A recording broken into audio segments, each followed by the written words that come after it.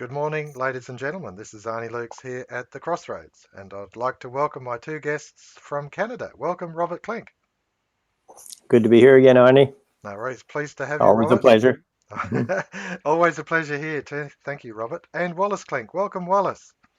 Hi there, Arnie. It's good to be back with you again. It hasn't been too long, but it's good to be back anyway. No And worries. there are a number of unusual developments taking place now in the light of this viral situation. So I think we have something to talk about. Excellent, excellent. And I'm looking forward to that, Wallace. So, okay, I'm going to cut across and to a website of interest, and then we'll pick up the floor for our speakers. So this is from CNN Business. And it says that the IMF says half the world has asked for bailout. The International Monetary Fund, as the, if you like, the custodians of credit, are suggesting that half the world are approaching them in order to have funds directed towards them to sort out this coronavirus. So that's an interesting phenomena. So I'll open the floor for discussion. Robert Klinck, your thoughts, please.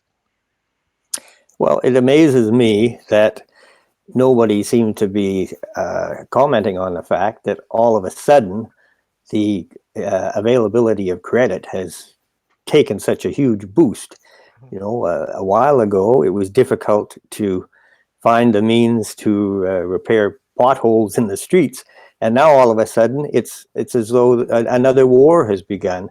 And we know that in the time of war, credit flows freely. There's no limitation on it. And most of it is borrowed, but they always have a mask for the borrowing because they have all these bond drives, war bond drives. But that, in the end, represents a small percentage of the actual debt that is accumulated in time of war.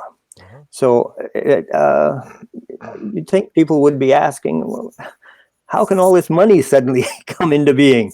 Well, those who know the technique of credit creation know that it is just typed into a computer and it exists, and then it can be loaned out. And the thing is that it's not given out, which is what social creditors tend to think would be the saner approach. If you've got a need for people to have money in order to buy what they require in life, and their earnings from employment don't provide enough, it should obviously be supplemented to ensure that what is produced can be consumed. But this is not the way conventional finance works.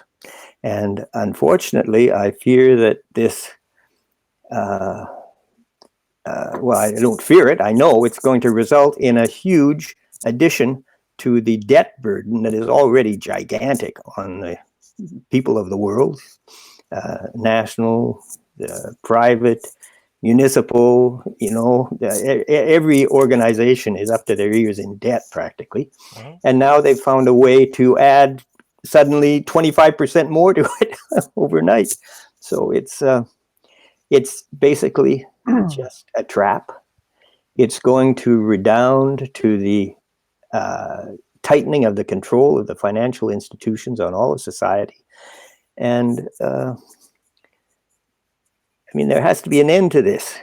This financial system has always been a racket, and surely people can get a glimpse of how insane it is when all of a sudden they can come up with this magical production of unlimited credit. Yeah, no, thank you for that, Robert. That's certainly an interesting opening salvo.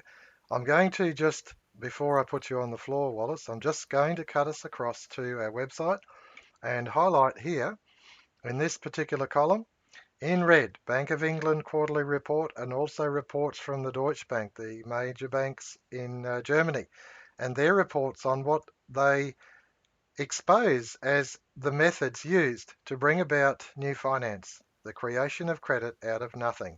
It's not an easy thing to come to grips with because you realize that, hang on, have we been duped? Has this whole thing been just a sort of a bit of black magic in front of our eyes and we couldn't see it? Couldn't see the wood for the trees. Your thoughts, Wallace Klinck? It's true, it's an abstract subject. It is not something that you can put your hands on. Can't feel it, can't lift it, can't smell it. It may be rotten, but you can't detect it. You can't understand it in any concrete terms because it is an abstract process and concept. You just simply create what you want out of nothing.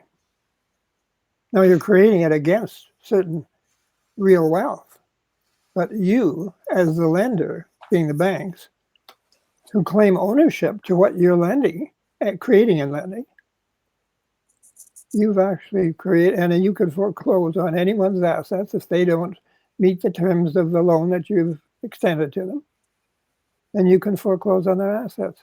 So what you're saying, Wallace, is that the the banks actually, with keystrokes, create this new credit in the form of a loan, mortgage it against the real assets of the individuals or the industry or the communities out there. So they're actually just doing keystrokes. That's apart from that or prior to that, that money never existed.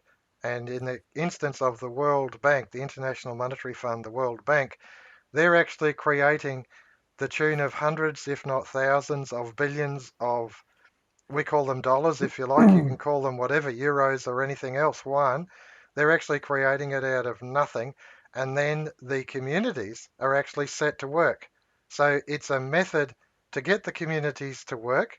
It's a method that they actually place their energy into real capital and producing real goods and services. But the actual numbers are an entirely separate system. Banking is a separate system. Are those your thoughts or something like it, Wallace? Yeah, it's a separate system that is a representative system that is separate from the physical economy. And we would like to think that it represents the realities of the physical economy. It does not. Increasingly, it provides a deficiency, a growing deficiency of an ability to live within the means of what you are currently producing. And that's why we have to go into debt so much, and why debt has become such a completely overwhelming characteristic of the economy, especially, well, going way back to the beginning of the Bank of England in 1694. That's when it really started. And people will talk about, oh, well, we're going to pay off the debt, or the debt is, we went into bankruptcy in such and such a year. We've been in bankruptcy ever since the thing started, because bankruptcy is the principle upon which it operates. So people are so misled about these things. When you produce, you've got to meet your costs when you produce, because if you don't, you can't meet your obligations and you're gone. Yeah, when I'm trying to physically, in the sense, sorry, it's not physical, it's intellectually visualize what you're describing, Wallace, is I see something like a set of gears. And on one side, you've got industry, and it might be the biggest gear. It's all of industry working, and it just keeps working and producing. And on the other side, next to it, is banking or finance. But it's a different size sprocket. It's a different size cog. And so the ratio between industry and finance is at variance. And that variance gives you a third cog. And the third cog is what's being slipstreamed away as debt. What's being slipstreamed away as debt. So to me, trying to visualize this thing is, if it was in equilibrium, the cogs would be the same. They would just be the same. They'd kiss the same tooth every time, and debt wouldn't be part of it. But what we're seeing is the debt is growing and growing and growing and growing. And so the ratio between finance, if you like, and industry producing is out of kilter. Wallace. Yes, it definitely is. It's simply non-balancing. The system is non-self-liquidating when it comes to costs. The only way you can cover your costs is to borrow against the future, which has nothing to do with the current cycle of production. In other words, you have to operate on a lien, and because you have to do it this cycle, and again in the next cycle, it's relentless. And so the deficiency gets bigger and bigger and bigger, and naturally the debt has to get bigger and bigger, unless you want to stall the economy by stopping the flow of credit. But you must have a flow of credit that's constantly coming in. It's unfortunate conservatives don't seem to understand that. They seem to think that there's some kind of a set amount of money and you have to be very careful with it. And money is required for a purpose. It's required to initiate production. It creates costs in the process, and it is required to come back and cancel those costs. And people don't think of money as a flow like that, as an alternating flow. Yeah. That is going on constantly. Yeah. I was involved in the oil and gas industry, and when you have, if you like, oil coming into a tower and it being distilled and condensed and distilled and condensed and in a process that might repeat it, that purpose, that actual process, that distilling and condensing might achieve it 100 times across the tower. And on the side of the tower, you're drawing different products off from the crude oil. And to me, this is a perfect illustration of those, if you like, a circuit. You're watching ratios, you're watching cogs, and you're watching an imbalance in that. And in this circuit of a distillation column, you're actually slipstreaming something off. So there's always a deficiency, and that of course becomes part of the encroachment that banking has over industry. And what I'm seeing today is if you like, the predatory nature of what's actually going on with the banks, that they're going in and they're picking up industry and assets, natural resources for a song. And so it's this whole thing is to their benefit, but at the expense of the community, at the expense of the individual, at the expense of industry, and at the expense of government. Your thoughts, Robert Klinck? There are very bizarre theories associated with the monetary requirements of society. You know, there are, especially, I would say, on the conservative side, all these conservatives want to go onto a gold standard.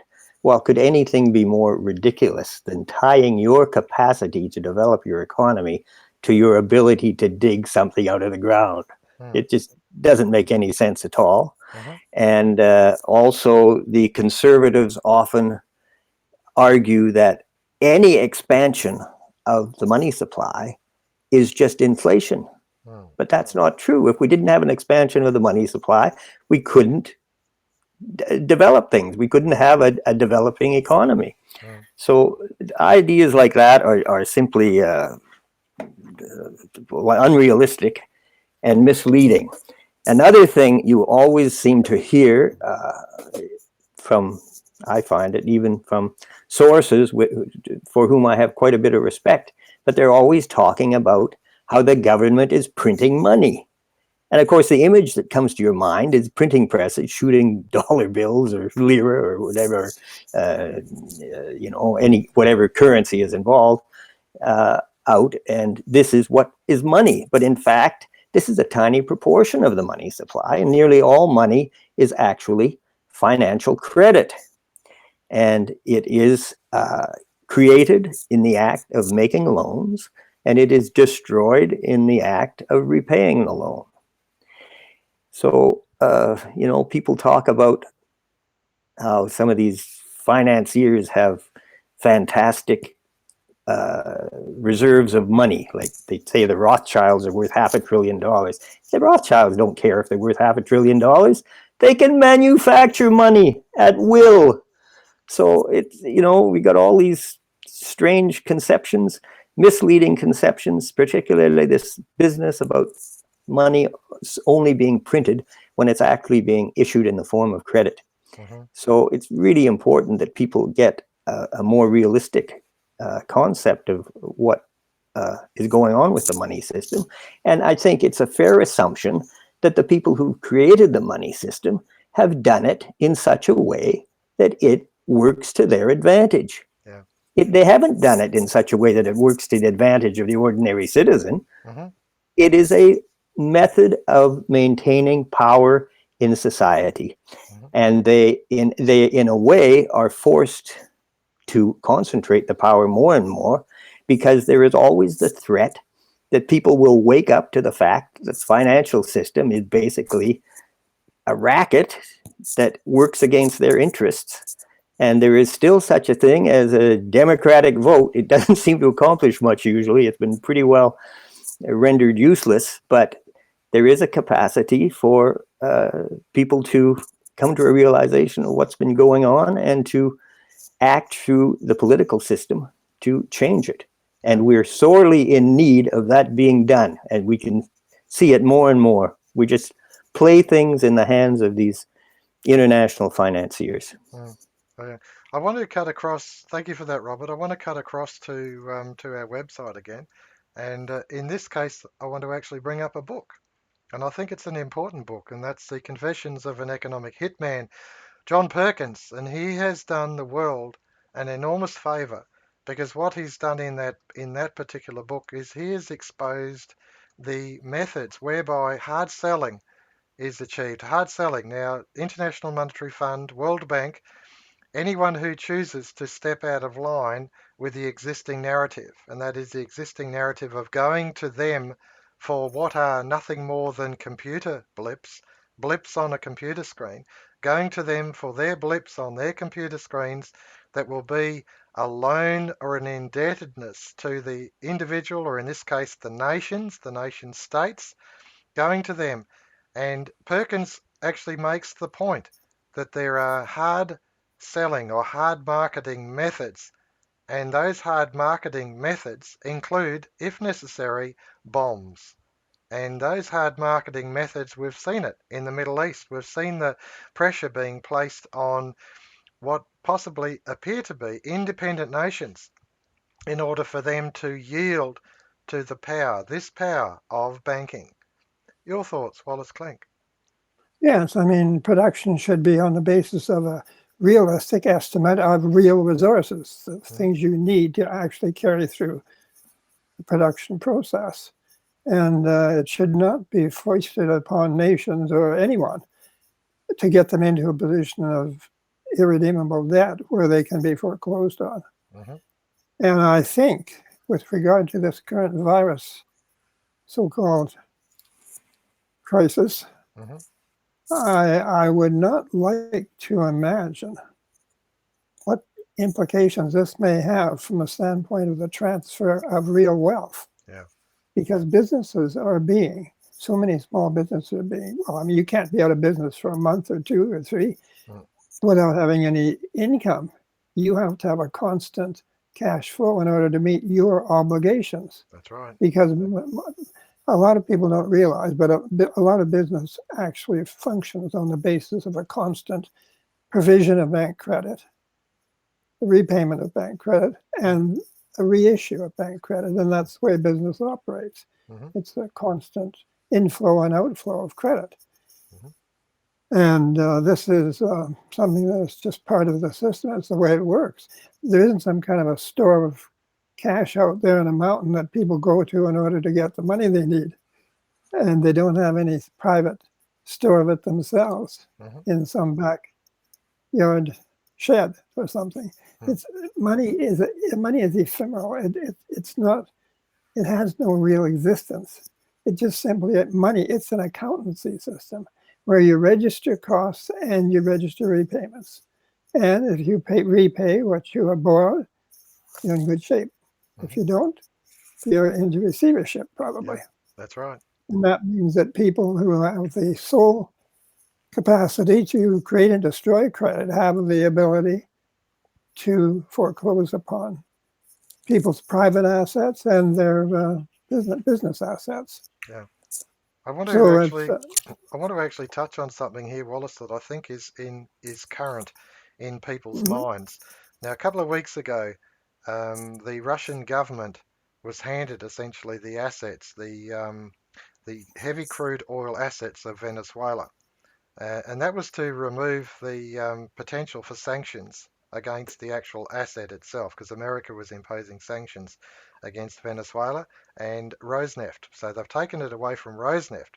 Why is this important? It ties in with the fact that the price of crude, as agreed by Saudi Arabia, Russia, and other players, has gone through the floor. In fact, it's even at one stage went negative, the price of crude oil. Now, the consequence, the outworking, the actual result of something like that is that the oil producers, and in particular the shale oil expansion that has gone across America, these producers can no longer receive a viable return. And so because of their cash flow issue, this cash flow issue of issuing new credits, processing them, sending it to market and getting the payment back in prices, this cash flow has completely collapsed. So that means that those assets of the shale oil producers are up for grabs. And that's where the predatory nature of the banks comes into it, because I'll name it, JP Morgan Chase has got a huge checkbook, and they just go out there and they've bought up these assets and they've bought up others, and other banks are doing exactly the same thing. By predatory nature, they are seizing the assets. Now that's current. That's actually happening. You can do your own internet searches and you'll find it. Do your searches. I put it to you because I've done it, and that's the conclusions that I've come to.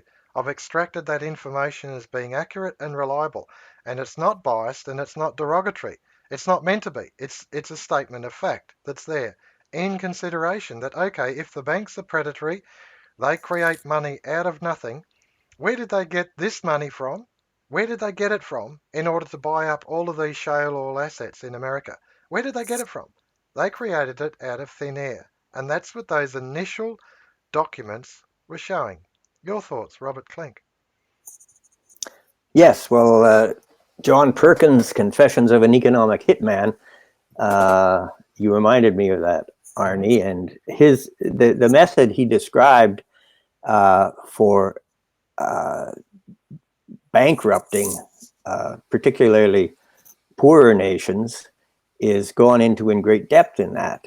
He says that he was recruited, I believe, by intelligence agencies, and he was given this function, which was to persuade the leaders of underdeveloped countries to accept large development loans from financial institutions like the World Bank and USAID. And the idea was that they would be burdened with such heavy debts that they had no possibility of repaying them. And therefore, when the debt collection came due, these countries were required to bow to political pressure, particularly from the United States, which seems to be the big power behind these financial institutions. So the effect was that the countries lost their economic autonomy, and the result was that the developing nations lost their political capacity for initiative. The wealth gaps within the countries between the rich and the poor became enormous, and the economies were crippled. And I've got a quote here from him. He describes the function of an economic hitman as follows. He says, economic hitmen are highly paid professionals who cheat countries around the globe out of trillions of dollars.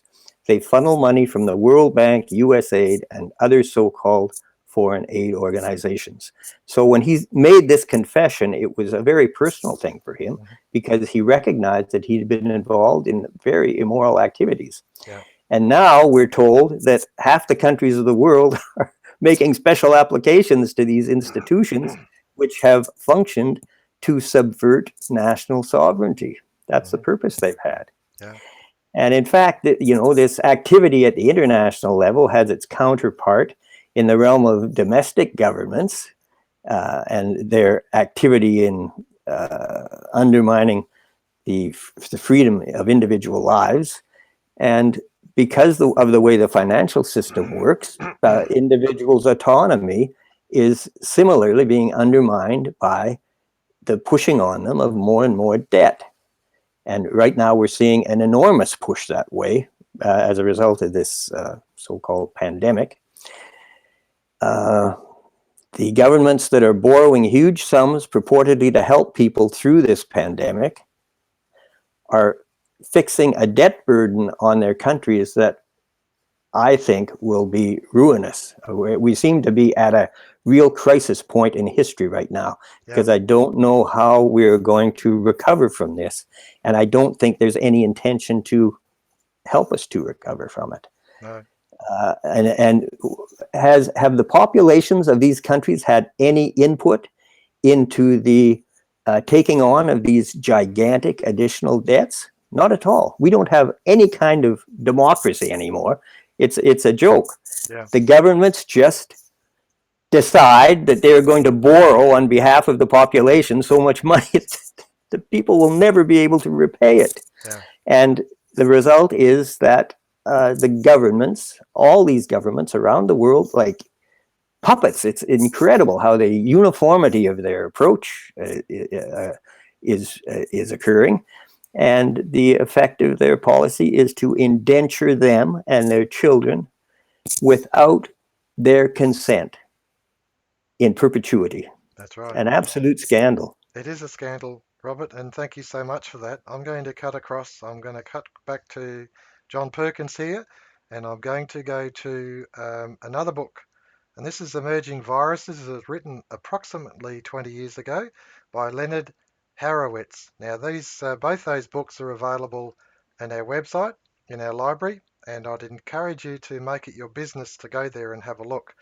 Now, the reason why Horowitz book and Perkins book is so important is because Horowitz makes the point of these public-private partnerships. These public-private partnerships, which is in the form of the World Health Organization and other international bodies, tied in with the International Monetary Fund, the World Bank, the Bill and Melinda Gates Foundation, the Rockefeller Foundation, and these other conglomerate institutions and foundations.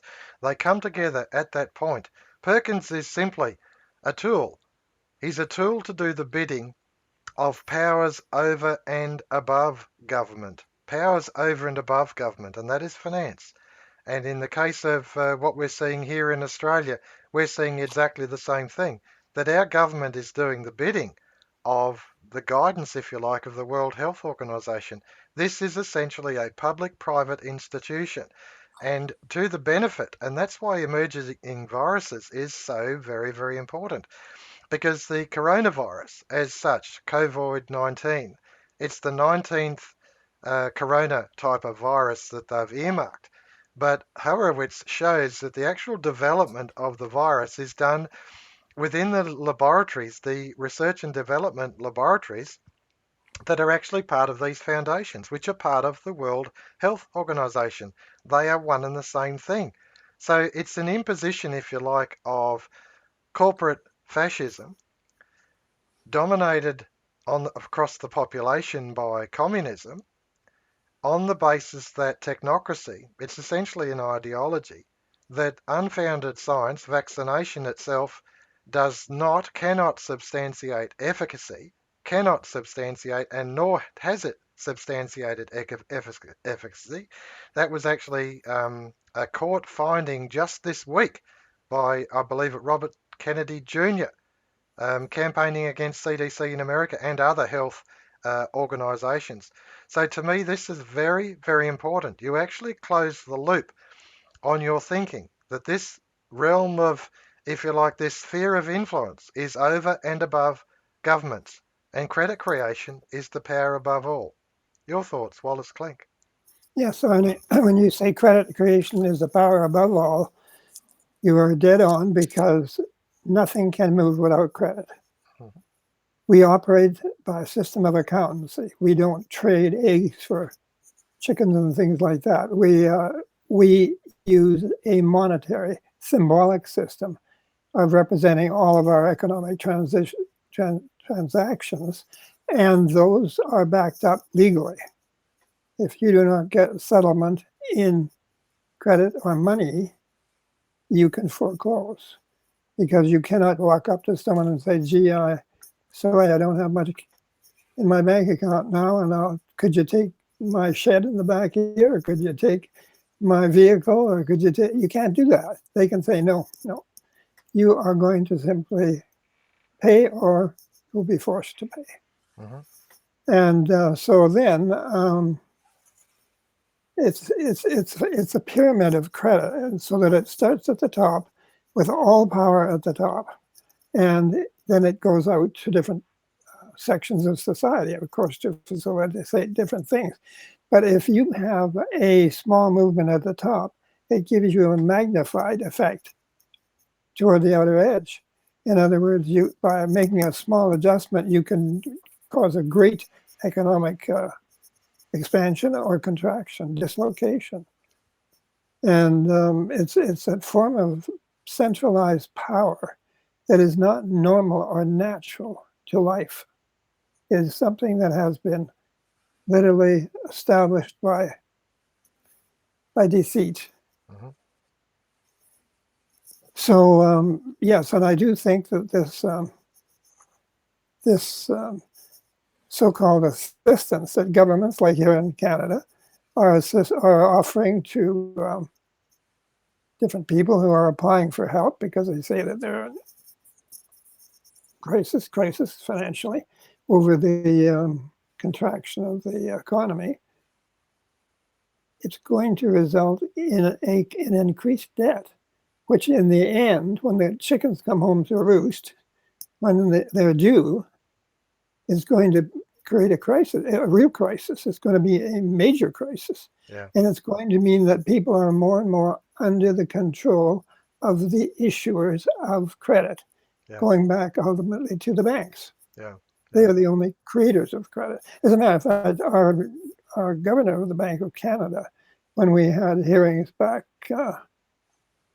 when were the hearings, Bob? Do you remember that? Around the 40s? Anyway, we had major bank hearings, and he said right out, he said, people probably won't be pleased or won't like hearing that the banks actually create money. Yeah. He admitted it. Yeah. Yeah. And as a matter of fact, the Bank of England and the Federal Reserve in the States have also admitted it in recent years. Mm-hmm. But they don't deal with the central issue, which is the question of who owns that credit that they administer, that they create and cancel. Mm-hmm. They don't deal with it. They just deal with it on a completely different moral or ethical level. They don't get into that. Yeah. Because then you have to get into the question, well, who owns that money that's being created and canceled? The outworking of it, of course, is that the community's real assets are disciplined by the community and placed into production, so that the real capital, the real credit, can be realised in goods and services. And to me, the phenomena that I find interesting with John Perkins, economic hitman, is that the level is so invasive at the moment. Even Saudi Arabia is struggling because of the price of oil and will have to take on huge amounts of new debt. Here it is, Saudi Arabia has no real industry except for oil, and it exports it. And because of the collapsing price of the oil, in order for them to honour their contracts, they are actually losing money, and they have to go to this same credit power. You would think that there would be an equilibrium. They would be the most affluent nation in the world because of their vast reserves of it. But the system is so rigged against individuals, communities, and nations that even they are losing. Now, we've gone 33 minutes. This is a very interesting conversation, but I'm going to have to call for closing comments and thoughts. Please, Robert. Well, I was listening to a broadcast from England this morning.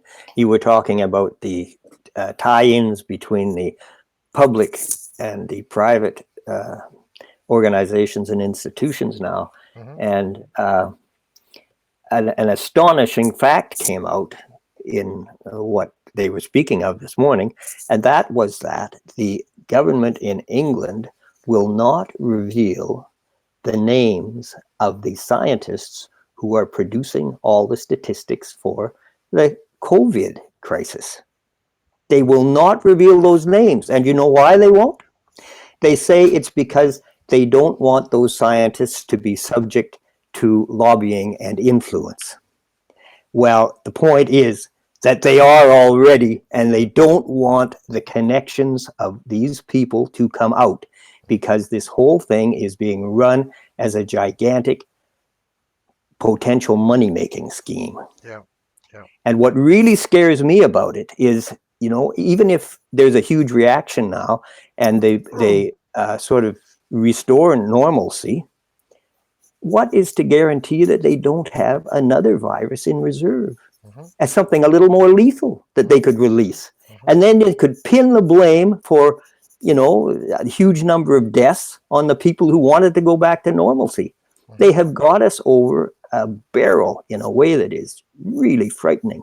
Yeah. And they're not ethical people. They're not honest people. They don't have the interests of the world population in mind. So we really have to take the power away from them. And the way to do that is to decentralize financial power. And the group in history that advocated that in a practical way and in a rigorous way are social creditors and the genius of Major Douglas that saw through all these issues way back in the 1920s. 100 years ago, that's right. Thank you so 100 much. years ago. Yeah, thank you so much for your thoughts and closing comments, Robert. Wallace Klinck. Well, Douglas put forth certain suggestions to decentralize the power of credit. Basically, it was to increase gradually as labor is displaced by technology, by putting more and more power over money in the hands of individual consumers. People seem to think, oh, well, you've got to put it in the hands of the government. Well, you put it in the hands of the government, you're just falling deeper and deeper into the well. That's right. Because that's a place of centralized power. Yeah. If you have policy being expressed by individual consumers, then there is a diversity of opinion, which can lead to a balancing effect. But if you're going to put all the power in the hands of the state, you are just literally handing away your freedom. And that is the way this sort of thing is working. And you can see now that they're even talking, they're trying sneakily to relate this viral problem with the case they've been making for the declining or deteriorating climate, the warming earth and all that. They're trying to relate them so that people will say, well, there's a relationship here and one is causing the other. So we have to deal with both of them. You know, so it's a very, very dishonest approach that they're taking. It's not an objective and scientific approach. Yeah. They don't. The powers that be look at money as something for them to control for their own advantage. They don't look at it as simply a representative system, a system that represents the activities of society as an organism of individuals functioning independently in an economic manner that is productive, efficient, and beneficial to all. The financial system is like a giant casino. Yeah. It's not based on ethics. It's based on avarice, and you can't get any kind of good results out of that. No, you certainly can't, Wallace. And I think that my closing thoughts are in regard to history, and that is that the exploitive nature of kings was to such a degree in the 1200s that the barons forced John to restore ancient freedoms because he was the tyrant. He was the individual who was pursuing ends for his own purpose, for his own personal benefits, avarice, if you like, of other things that are out there in the world. The barons represented the people, and what they did was they forced if you like, the establishment of those ancient freedoms, restoring them, and then, of course, it evolved further. This thinking evolved further to the point where we had Westminster system of government, representative government, and then, if you like, the vote and the women's emancipation, suffrage is less than 100 years. In some countries, it's still not even there. So these are modern phenomena of this struggle of power. Now, this is political power. What we're talking about is we're talking about financial power through the economy. It's exactly the same principle that we look on it and we say, well, there was a time when a man had sufficient in his 5 acres and a cow, as Chesterton writes about. And perhaps he did. If he had that, he might have had independent self-reliance and he could get on with it.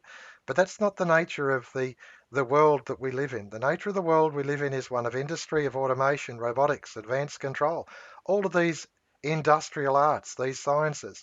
And so the reserves that are at the disposal of industry need to actually be taken into account and considered. How do you find a fair and equitable distribution method, a method of distribution, a fair and equitable, not to the point of robbing Peter to pay Paul, but rather something that is fair and equitable so that the cultural inheritance, those outworkings of the community, are available in a fair and equitable manner. And that's what Douglas social credit has looked at. It's answered this question. It answered it 100 years ago, and it is time to restate it in the court of public opinion. This is Arnis Luks at the Crossroads. So thank you very much, gentlemen. Thank you. Thank you.